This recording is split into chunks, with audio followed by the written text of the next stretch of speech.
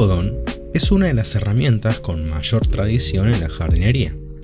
Si bien es cierto que la tecnología ha permitido incorporar nuevos materiales en su fabricación, el diseño sigue siendo el mismo.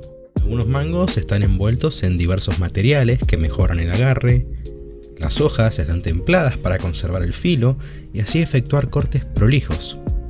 La mariposa o tornillo de ajuste regula la fricción entre las hojas y los topes de goma detienen el movimiento de corte para no golpearnos las manos una contra otra. En cuanto a los usos, haremos referencia a dos. Primero, el corte de césped. En canteros pequeños o de difícil acceso para una máquina.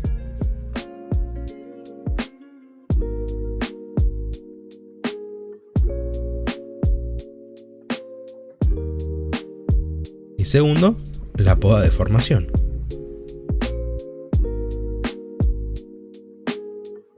El uso hábil de esta herramienta permite realizar trabajos con nivel de maestría, los cuales son muy valorados.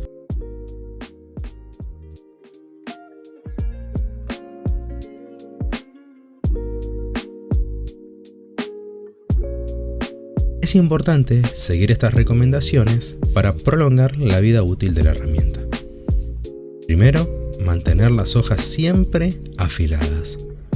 Segundo, asegurarse de que la mariposa o tornillo de ajuste mantenga la presión correcta. Y por último, permanecer guardado en un sitio seco y protegido.